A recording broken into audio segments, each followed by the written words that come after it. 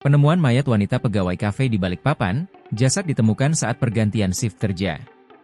Seorang pekerja kafe di kawasan Kelurahan Gunung Samarinda Baru, Balikpapan Utara, ditemukan tidak bernyawa pada Selasa, 24 Desember 2024, malam.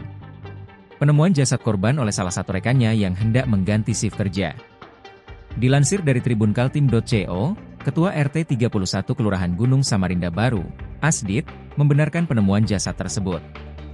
Ia menyampaikan bahwa korban ditemukan dalam kondisi tengkurap di dapur kafe tersebut. Menurut Asdit, kafe tempat korban bekerja belum resmi beroperasi dan masih dalam tahap persiapan. Jasad korban yang diketahui seorang wanita berinisial RI saat ini diperiksa oleh tim Inafis Polresta Balikpapan. Sementara itu, pihak kepolisian masih berada di lokasi untuk melakukan penyelidikan lebih lanjut dan mengumpulkan barang bukti terkait insiden tersebut.